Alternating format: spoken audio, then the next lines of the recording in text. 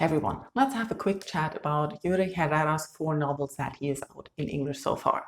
And I read the first book in, I think it was 2016, Signs Preceding the End of the World, and I enjoyed that. And I had meant to read more by him, but apparently I only put other books in my wish list. Anyway, so let's have a little quick look at the 4 novels that are out, all of which are actually novellas around the 100-page mark. As I said, Signs Preceding the End of the World was read years ago, so I'm not very good on the details anymore, but it follows a young girl who needs to go from Mexico to America to deliver a message to her brother.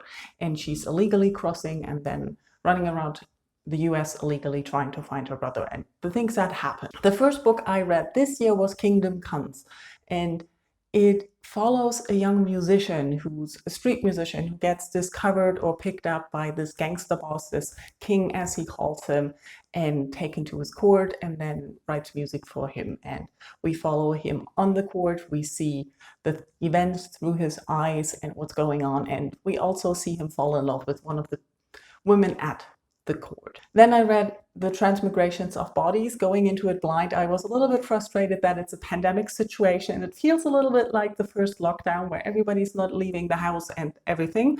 But there is this fixer guy, this young man who helps others deal with things, and he has to leave the house to make an exchange of bodies.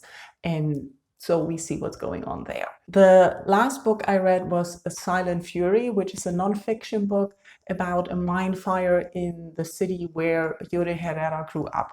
And it is fascinating because it's a story of how in a mine accident, over 80 people died and how this was completely silenced by everyone. And I tried to Google it and everything I could find was actually the book by Yuri Herrera. So that was fascinating. So these are the books I've read and that are out. They're very fast reads and they draw you in very quickly. Let's talk about the fiction books first. I like the perspectives we get there. We get a perspective of not the normal people you expect to read about when you read about gangsters or criminality or different organizations. We have a look at the situation in Mexico and the general violence and crime and the influence that has on society. We see society, we see normal people living there and living in these situations, but it all feels a little magical, it feels fantastical. The atmosphere he creates with his writing is amazing. You really feel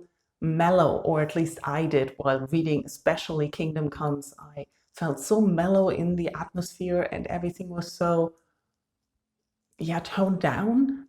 But there was a background violence, there was a background story going on, there was competition and a lot of things happening. But the perspective that he chooses to present everything from really makes you see things differently. And I really enjoy that.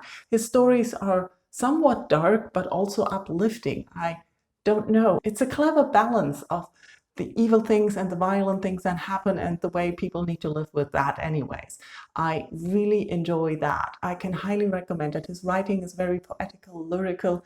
It flows. You can just go with it. All of his books were translated by Lisa Dillman, and in The Signs Preceding the End of the World, she actually commented on the translation process.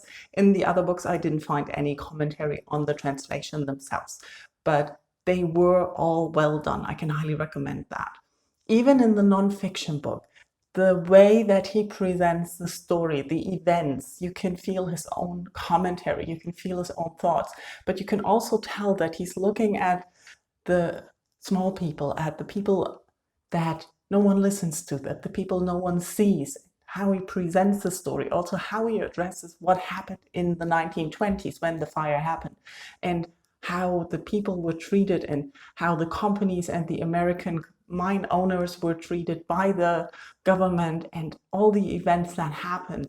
It's a strong commentary and criticism of how things were dealt with. But the way he presents it, it's very readable. It's not dry. It really feels sort of like fiction, but it gets you with the reality of it, of being reminded that this is actually what happened. So overall, I think these books are really worth picking up. They're short, they're fast reads, they give you an atmosphere that makes you feel. If you have not read or heard of Yuri Herrera and picked up any of his books, I highly recommend checking them out. I would maybe start with Signs Preceding the End of the World or Kingdom Comes. I enjoyed those the most. I really enjoyed the nonfiction for the nonfiction part, and I have to admit, I wouldn't have picked it up just for the story. I couldn't say I was interested in a Mindfire, but I'm glad I read this because just as a book and a reading experience, this was very well done. And now it's your turn. Tell me in comments if you have read anything by Yuri Herrera, if you heard of him, if you had been meaning to pick up Signs Preceding the End of the World, because it was everywhere a few years ago. I remember that everyone was talking about it. And then it kind of disappeared and I never heard of him again. So let's talk in comments about Yuri Herrera and his books. Thank you all for watching. Bye bye.